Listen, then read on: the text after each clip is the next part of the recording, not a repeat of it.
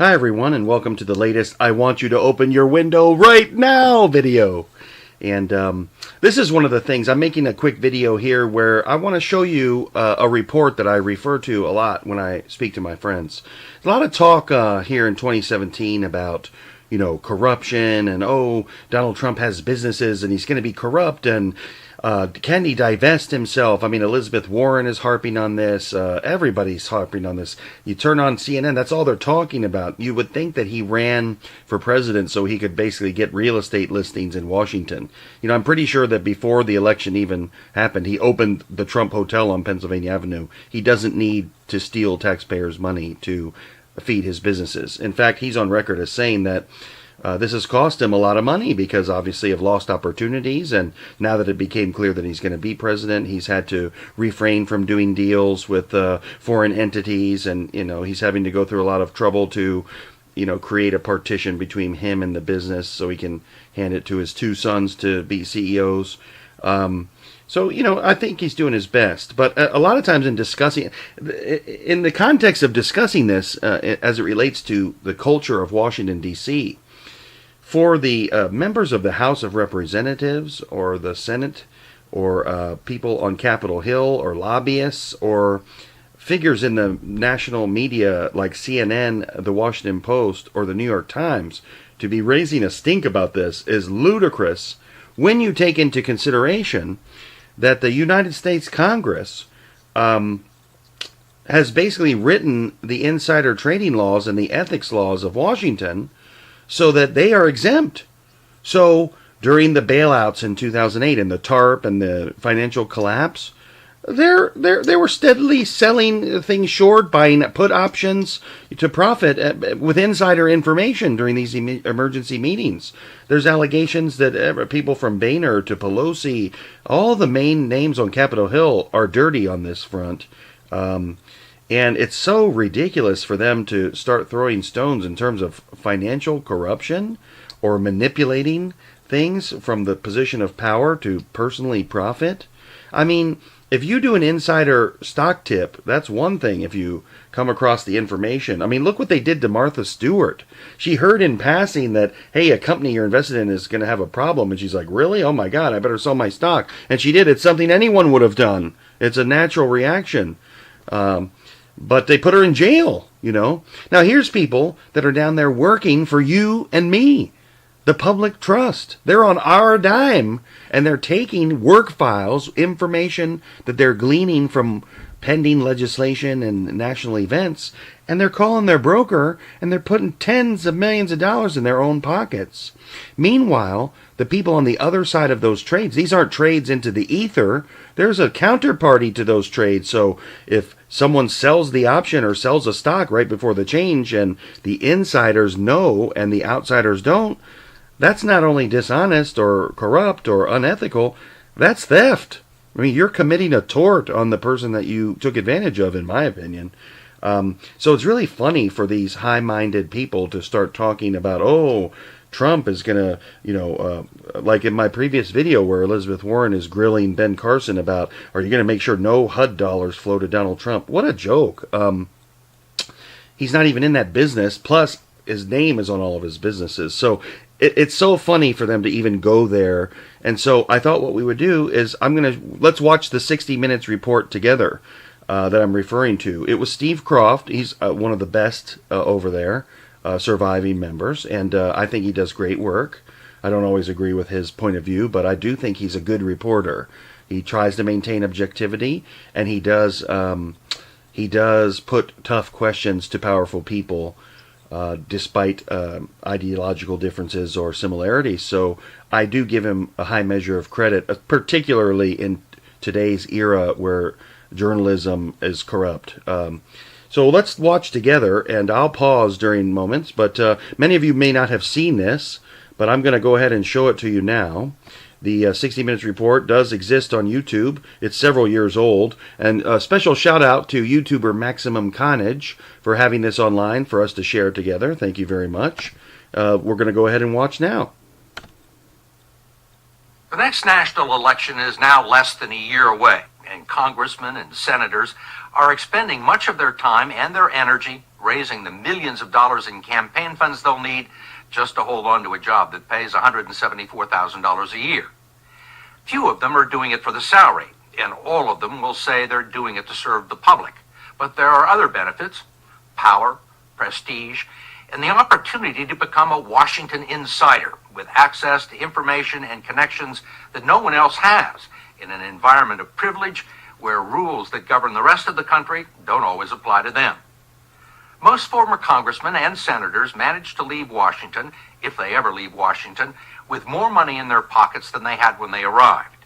And as you are about to see, the biggest challenge is often avoiding temptation. The story will continue in a moment.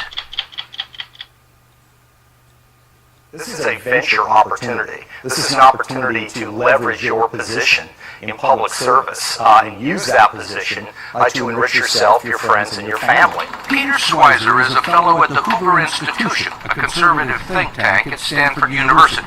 A year ago, he began working on a book about soft corruption in Washington with a team of 8 student researchers who reviewed financial disclosure records. The results became a jumping-off point for our own story, and we have independently verified the material we used. Schweizer says he wanted to know why some congressmen and senators managed to accumulate significant wealth beyond their salaries and proved particularly adept at buying and selling stocks. There are all sorts of forms of honest grafts that congressmen engage in that allow them to become very, very wealthy. So it's not illegal, but I think it's highly unethical. I think it's highly offensive and wrong. What do you mean honest graft? For example, insider trading on the stock market. If you are a member of Congress, those laws are deemed not to apply. So congressmen get a pass on insider trading? They do. The fact is, if you sit on a healthcare committee and you know that Medicare, for example, is considering not reimbursing for a certain drug, that's market-moving information. And if you can trade stock off of that information and do so legally, that's a great profit-making opportunity, and that sort of behavior goes on. Why does Congress get a pass on this? It's really the way the rules have been defined, and the people who... So did you catch that? Congress gets a pass on this, guys. So not only is it going on, but they have specifically written the laws to exempt themselves from things that would put me, you, or obviously Martha Stewart in prison for one offense. One offense. They're doing it routinely. Let's keep going. I mean, I'll try to be quiet and let you watch, but this report really gets my goat, and I hope it gets yours too. Who make the rules are the political class in Washington, and they've conveniently written them in such a way that they don't apply to themselves. The buying and selling of stock by corporate insiders who have access to non-public information that could affect the stock price can be a criminal offense. Just ask hedge fund manager Roger Ratnam, who recently got 11 years in prison for doing it. But congressional lawmakers have no corporate responsibilities and have long been considered exempt from insider trading laws, even though they have daily access to non-public information and plenty of opportunities to trade on it. We know that during the healthcare debate, people were trading healthcare stocks. We know that during the financial crisis of 2008, they were getting out of the market before the rest of America really knew what was going on. In mid-September 2008, with the Dow Jones Industrial Average still above 10,000, Treasury Secretary Hank Paulson and Federal Reserve Chairman Ben Bernanke were holding closed-door briefings with congressional leaders and privately warning them that a global financial meltdown could occur within a few days. One of those attending was Alabama Representative Spencer Backus, then the ranking Republican member on the House Financial Services Committee, and now its chairman. These meetings were so sensitive that they would actually confiscate cell phones and BlackBerries going into those meetings. What we know is that those meetings were held one day, and literally the next day, Congressman Backus would engage in buying stock options based on apocalyptic briefings that he had had the day before from the Fed chairman and the Treasury Secretary. I mean, talk about a stock tip. While Congressman Backus was publicly trying to keep the economy from cratering, he was privately betting that it would, buying option funds that would go up in value if the market went down. He would make a variety of trades and profit at a time when most Americans were losing their shirts. Congressman Backus declined to talk to us, so we went to his office and ran into his press secretary, Kim Johnson. We're not alleging that Congressman Backus has violated any laws. The only thing we're interested in talking to him is about his, about his trades. Okay, that's a fair enough request. What we got was a statement from Congressman Backus's office that he never trades on non-public information or financial services stock. However, his financial disclosure form seemed to indicate otherwise. Backus made money trading General Electric stock during the crisis, and a third of GE's business is in financial services. During the healthcare debate of 2009, members of Congress were trading healthcare stocks, including House Minority Leader John Boehner, who led the opposition against the so-called public option, government-funded insurance that would compete with private companies. Just days before the provision was finally killed off, Boehner bought health insurance stocks, all of which went up. Now Speaker of the House, Congressman Boehner also declined to be interviewed, so we tracked him down at his weekly press conference. Speaker Boehner, you made a number of trades going back to the healthcare debate. You bought some insurance stock. Did you make those trades based on non-public information? I have not made any decisions on day-to-day trading activities in my account, and haven't for years. I do not do it, haven't done it, and wouldn't do it. Later, Boehner's spokesman told us that the healthcare trades were made by the Speaker's financial advisor, who he only consults with about once a year. We need to find out whether they're part of a blind trust or not. Peter Schweitzer thinks the timing is suspicious and believes congressional leaders should have their stock funds in blind trusts. Whether it's $15,000 or $150,000, the principle in my mind is that it's simply wrong and it shouldn't take place. But there is a long history of self-dealing in Washington, and it doesn't always involve stock trades. Congressmen and senators also seem to have a special knack for land and real estate deals. When Illinois Congressman Dennis Hastert became Speaker of the House in 1999, he was worth a few $100,000. He left the job 8 years later, a multimillionaire. The road that Hastert wants to build will go through these farm fields right here. In 2005, Speaker Hastert got a $207 million federal earmark to build the Prairie Parkway through these cornfields near his home. What Jan Strassma and his neighbors didn't know was that Hastert had also bought some land adjacent to where the highway is supposed to go. 5 months after the earmark went through, he sold that land and made a bundle of money. How much? $2 million. What do you think of it? It stinks. We stopped by the former Speaker's farm to ask him about the land deal, but he was off in Washington, where he now works as a lobbyist. His office told us that property values in the area began to appreciate even before the earmark, and that the Hastert land was several miles from the nearest exit.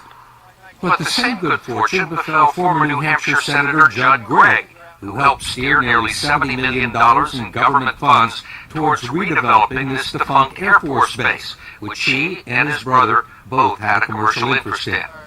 Gregg has said that he violated no congressional rules. It's but one more example of good things happening to powerful members of Congress.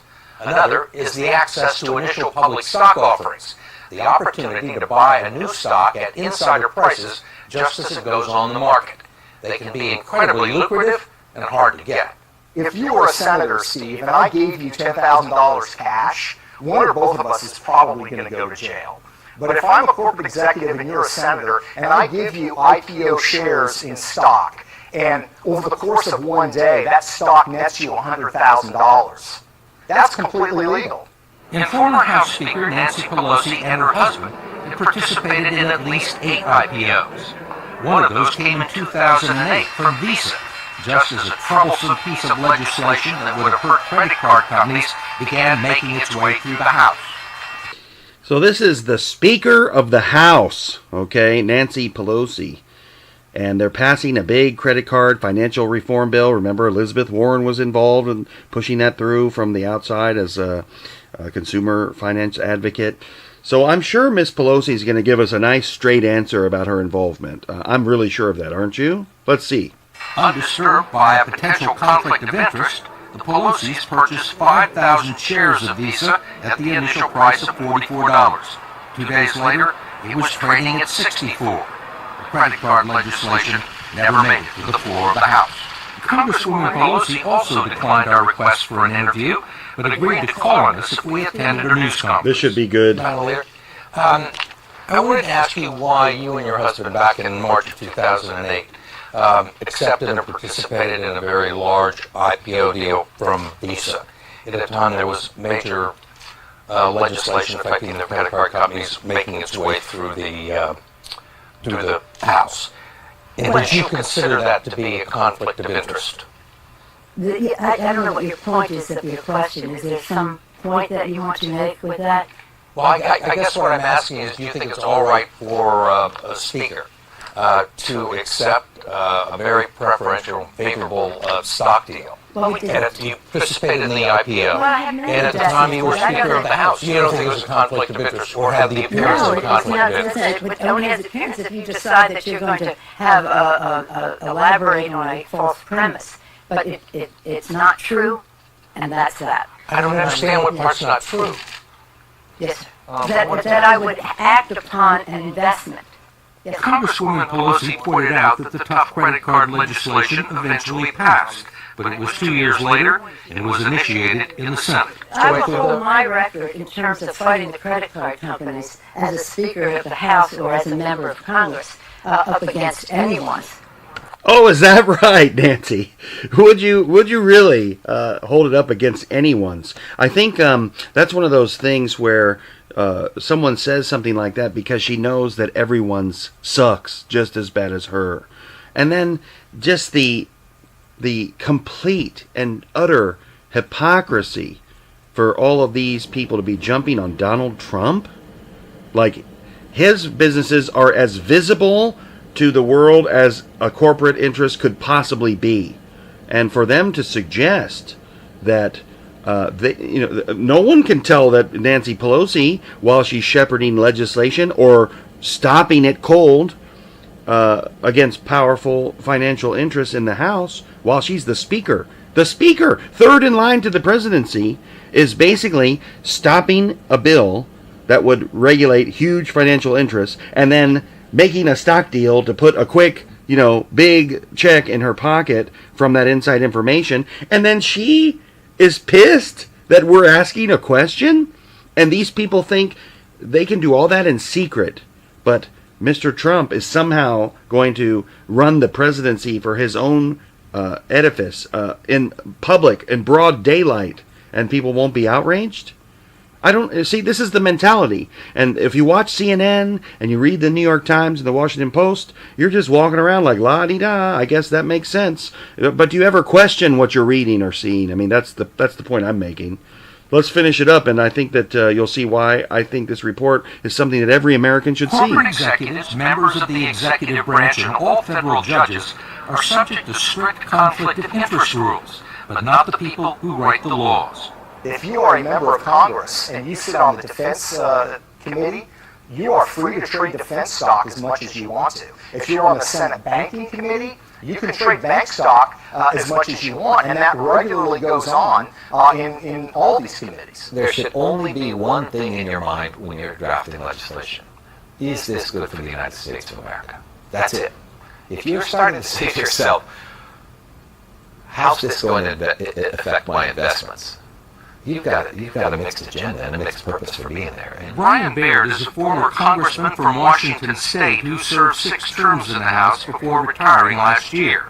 He spent half of those 12 years trying to get his colleagues to prohibit insider trading in Congress and establish some rules governing conflicts of interest. One line in a bill in Congress can be worth millions and millions of dollars. There was one night we had a late night caucus, and you could kind of tell how a vote was going to go the next day. And I literally walked home and I thought, man, if you went online and made some significant trades, you could make a lot of money on this. You could just see it. You could see the potential here. So in 2004, Baird and Congresswoman Louise Slaughter introduced the Stock Act, which would make it illegal for members of Congress to trade stocks on non-public information and require them to report their stock trades every 90 days instead of once a year. How far did you get with us? We didn't get anywhere. Just flat died. Went nowhere. How many co-sponsors did you get? We got 6. 6 doesn't sound like a very big amount. It's not, Steve. You could have National Cherry Pie Week and get 100 co-sponsors. I mean, When Baird finally managed to get a congressional hearing on the Stock Act, almost no one showed up. It's reintroduced every session, but is buried so deep in the Capitol, we had trouble finding congressmen who had ever heard of it. have you ever heard of the Stock Act?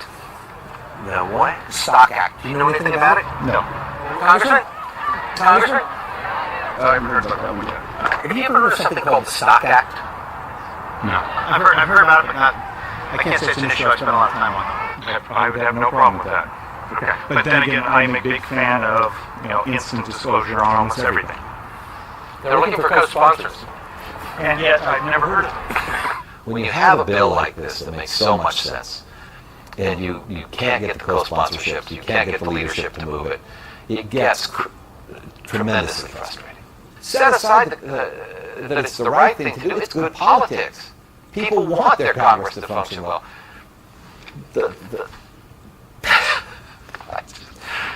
It still baffles me.